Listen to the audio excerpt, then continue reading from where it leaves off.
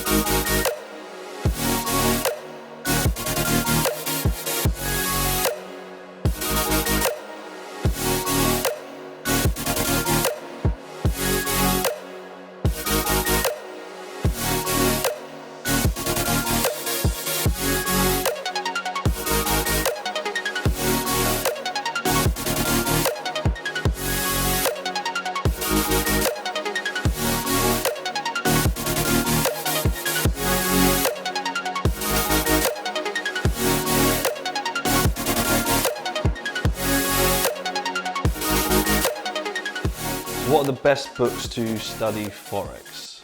So this question is one that I get asked a lot. I actually want to start off with this book first. I've got two books here. Firstly, I've got Chimp Paradox and Trading in the Zone. So this Chimp Paradox, I'll talk about that in just a second. So firstly, Trading in the Zone. So this is a book that I think the majority of the trading space, we get recommended by this a lot. I got recommended this when I was 18, when I first started. If you haven't read this already, you definitely want to read this. You want to get your psychology right. And this really does break down all the core principles of your kind of psychology, but more so your relationship with the market. And I think that in trading, a lot of this gets really, really confused because so many people that I coach and that I teach, they're trading a strategy that really goes against, without them even realizing it, it goes against the core principles of trading in the zone. So if you're trading in a way, but then it's not congruent with the core principles with this book, then you're going to come into some issues. So things like ego, people have things like in the market where they'll say, the market, surely it's got to drop now, it has to drop now. And they're trading their strategy that encourages them to think like that. Where if you thought in probabilities and possibilities, then you wouldn't think like that. That's where your ego is involved, right? So highly recommend, if you haven't even read this, or if you have read it, go over this again and again and again. In particular, actually, chapter 7.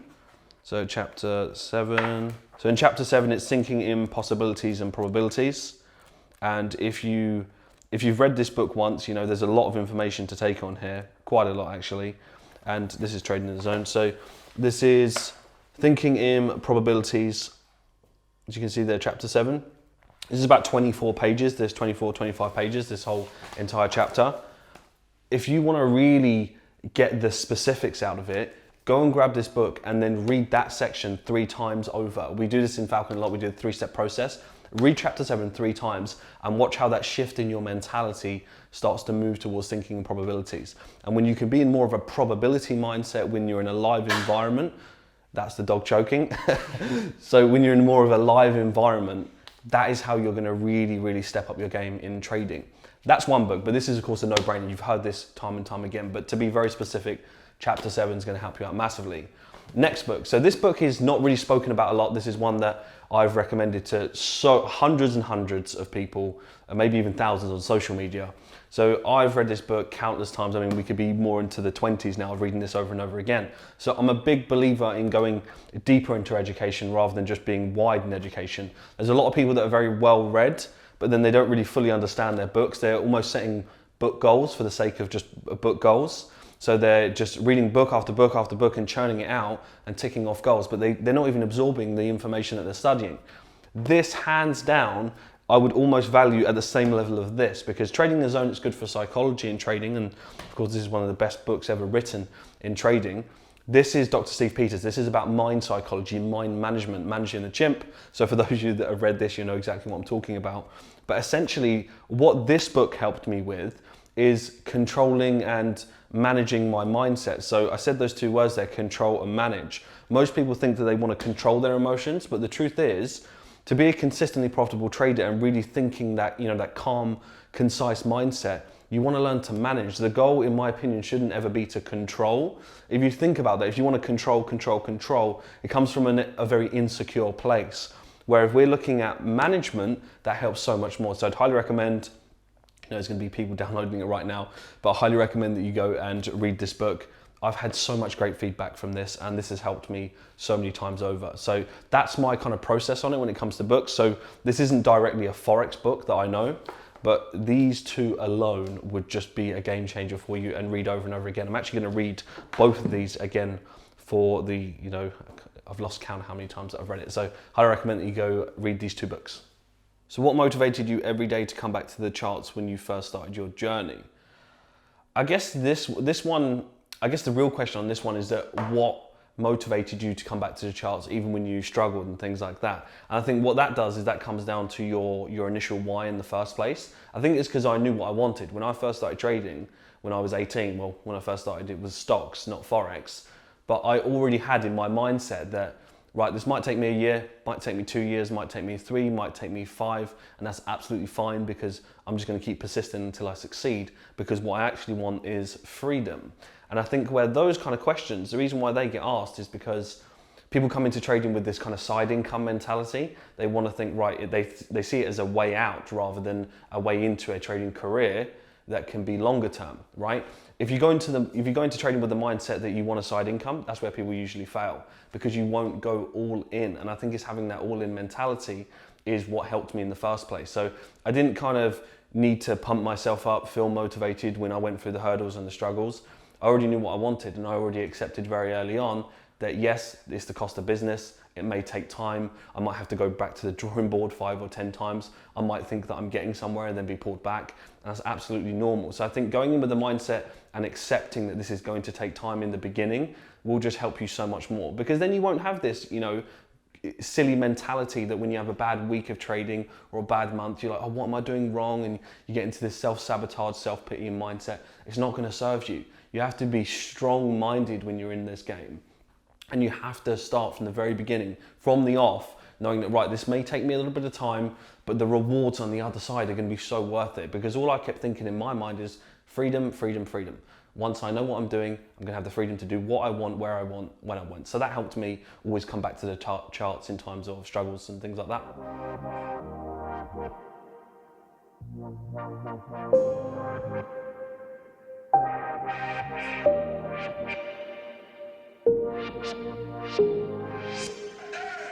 So possibilities versus probabilities. So this is a fantastic question. This is something that I talk about in Falcon a lot, and there's a good reason for it.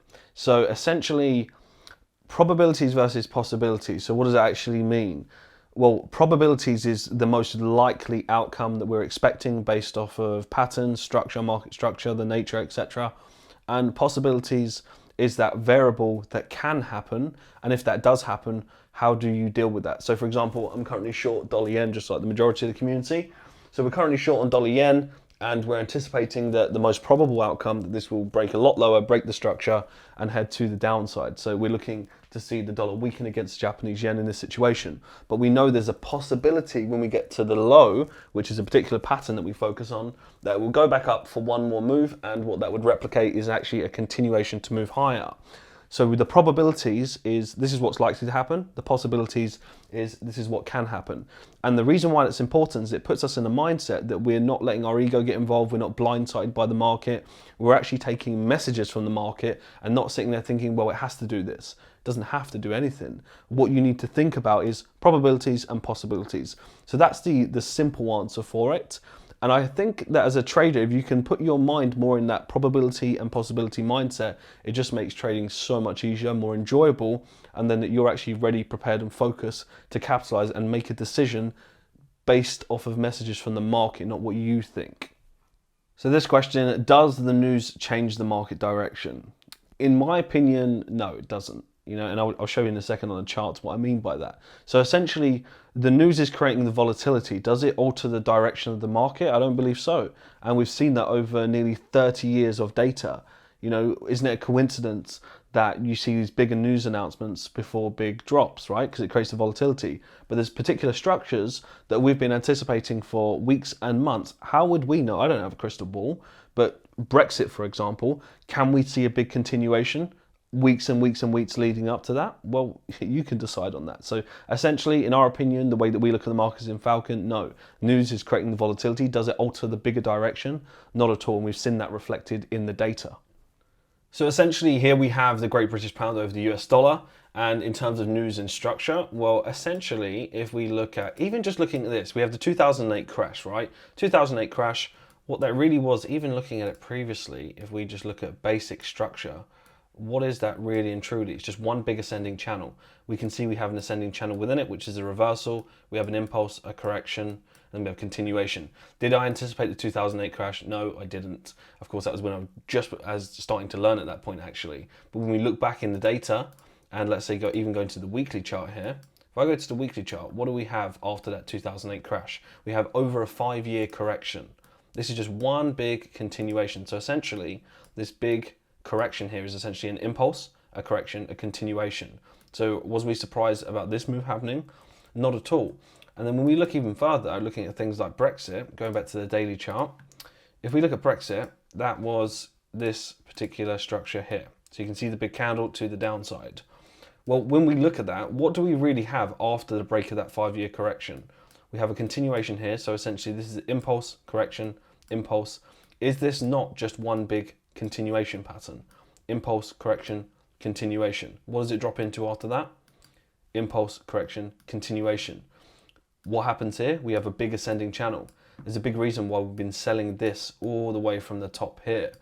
So my question is really, or answer is, in the midst of all of this type of price action, isn't it a coincidence that you have these news announcements that creates this volatility within these structures, but yet we're anticipating them weeks and weeks, months in advance sometimes? It's not because I have a crystal ball, we have a crystal ball in the community, it's just that we're following what the structure is telling us time and time again.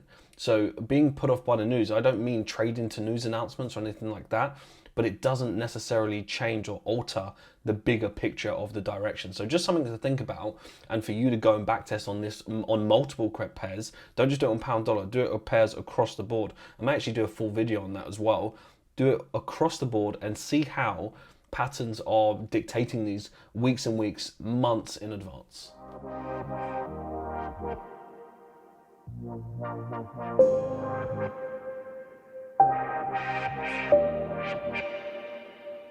So does your trading balance or your capital matter on your success as a trader? I wouldn't say so, no, not really. When you're first starting trading, the goal should never be about how much capital that you need, right? The goal should be about becoming the asset, learning the skill, because ultimately what's going to define your success is not just the capital that you have at the beginning, because money is easy to get hold of once you know what you're doing. The goal should be on learning. Once you've already once you're consistent, you've already conquered the hardest skill, which is becoming consistent. And I think far too many people in the trading space, they're coming in with that mindset that, you know what, I'm not starting because, I don't have access to capital. I wasn't born into money. Well, I wasn't born into money.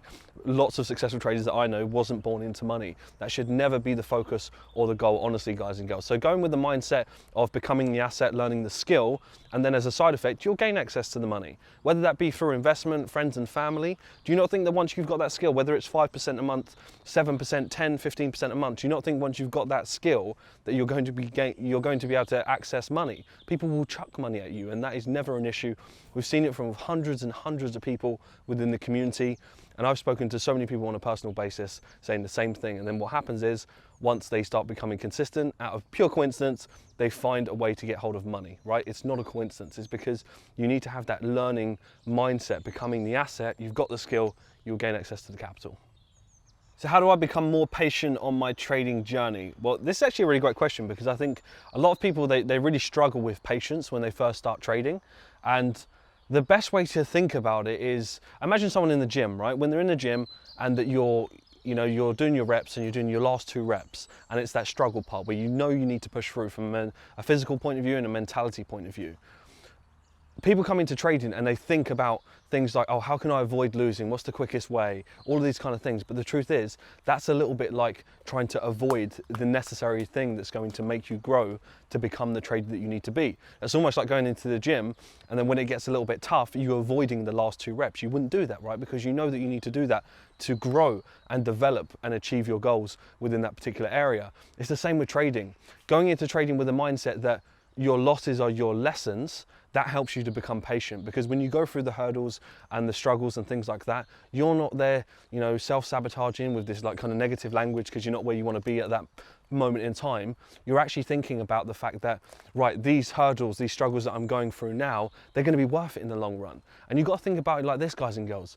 The financial freedom that you have on the flip side, is there many other things that is going to help you be able to do that? Right? You need to think about what's on the other side of things. So remaining patient is not just about having, you know, clear and concise goals. It's about accepting and not understanding. And I say the word accept for a reason. It's about accepting early on that being patient is the most necessary thing for you to become the trader that you need to be. So staying more patient is all about just really thinking about that from the very, very off. So guys and girls, I just want to firstly thank you for all of the questions that you sent in. There's some awesome questions. So I hope you've taken a lot of value away from that and just my own personal perspective. And just kind of bring you along that journey as much as possible. We're going to be doing tons more of these all through, you know, mindset, business, trading, as much as possible to educate you guys and girls along the way of the, you know, the journey, the process, especially for so many people looking to get into Forex from the very beginning and kind of what to expect. So this is actually a place that I come quite a lot. This is where I gain my kind of mental clarity. So I wanted to bring you along to this place. I feel like everybody needs that place, whether it be, you know, spa, forest, lake, it could be anything, but somewhere where you kind of gain that mental clarity, whether you go there to read, to really think about your goals, just to make sure that you're doing things that's in line with your core values and not other people's. We see things on social media all the time and we're influenced quite a lot. I think it's important to take yourself into those situations. And for me, it's this place. It's very close to home. It's very, you know, peaceful, and I love coming here all the time. We take the dogs for a walk here all the time as well.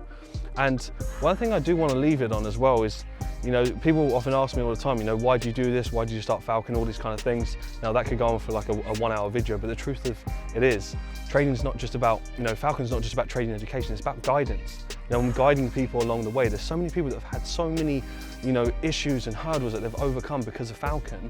And that's so rewarding and humbling for me to see people do that and break through, focus on their passions and have that financial freedom. And I want to provide that as much as possible. You know, the more I can do that for people, that's going to be something that us as a team in Falcon that we look back on and think, do you know what, we've changed so many people's lives just by giving them that perspective. This isn't just another trading education. We look at the markets in a completely different way. Our mentality is completely different. And if I can help people just from my own experience and my way of looking at the markets and it resonates with them, then perfect. You know, that makes me so happy to be able to do that. So this YouTube channel is all about that, showing that behind the scenes, and I hope you guys and girls have been enjoying it as much as possible. We'll be bringing you some more very soon. Stay tuned.